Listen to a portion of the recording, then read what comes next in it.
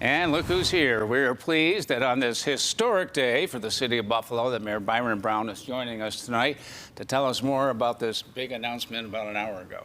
We welcome you, Mayor. As you know, you and I have sat on this couch many times. Yes. Over the past year and a half, I asked you many times about your interest in jobs as head of Buff State, head of Shays, running for Congress to take Brian Higgins' seat, and of course the OTB job. Why, all those times, you said, I'm totally focused on being mayor of Buffalo. Why now then, and why this job? When the OTB job actually came up and when it was actually advertised, I looked at it, I did some research into it, and one of the things, the largest thing that piqued my interest is that it provides revenue to 17 municipalities in Western New York. And since 1974, Western Regional Off-Track Betting Corporation has provided close to $300 million to 15 counties and the cities of Rochester and Buffalo.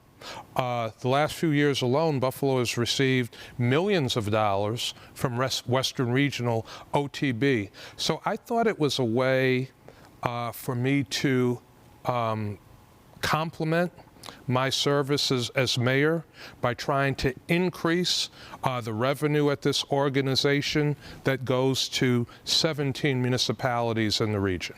During your announcement at 5 o'clock tonight, you said that the time is right for a new role. What made you feel that way? Well, again, looking at what the organization does, considering my relationship with Council President Chris Scanlon, I think he has served well. I think he is a level-headed individual who understands the operation of city government. He's been a council member for 12 years. And I thought he could be a thoughtful, creative, strong new leader for the city. There is a wide range of estimates about the multi-million-dollar budget hole that's going to come up for the city of Buffalo this coming year. How can you assure taxpayers that you're not leaving a mess for the next mayor of Buffalo? City is much stronger than it was in a variety of different ways. The tax rate now is lower than it was before I came into office in 2006. When I came into office, the city had $12.7 million room in its constitutional taxing limit. We now have $174+ million room in our constitutional taxing limit. The city is not broke. The city is not in fiscal crisis. The city has a budget gap. But there are a number of ways that that budget gap can be filled. I've proposed a number of them over the years, and the city council, some members of the city council have rejected those proposals. Does this mean we're going to see the return of the control board? We are not in the legally required issues for the control board to return. It could return, but with our constitutional taxing limit, it shouldn't return.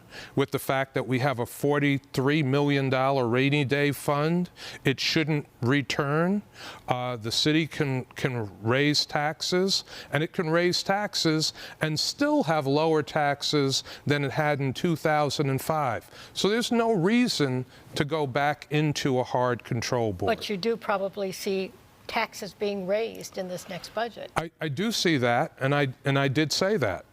In the city's 4-year plan, if anybody looks at the 4-year plan, I projected raising taxes into the future. And that is true. As for OTB, it has long been plagued with questions about the operation of OTB. How can you assure taxpayers, and again, as you point out, a lot of this money comes back to the surrounding counties and to Erie County.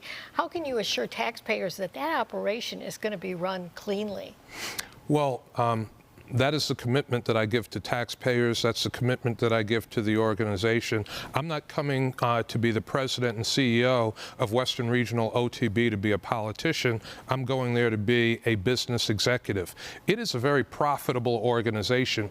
People should know that.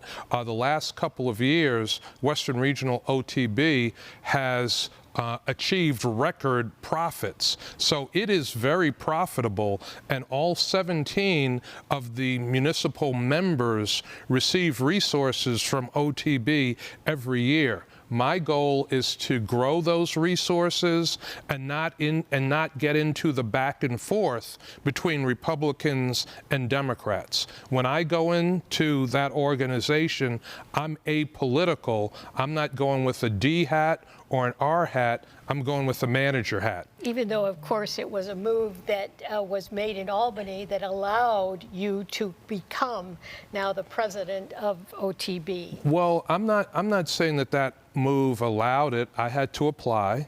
I had to go through a series of interviews.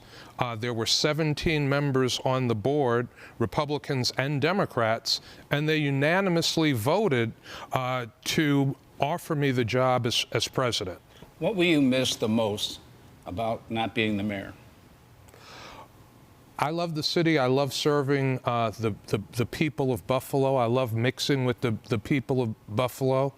I will miss some of that. But just like Mayor Masiello before me, I'm going to be a resident of the city of Buffalo.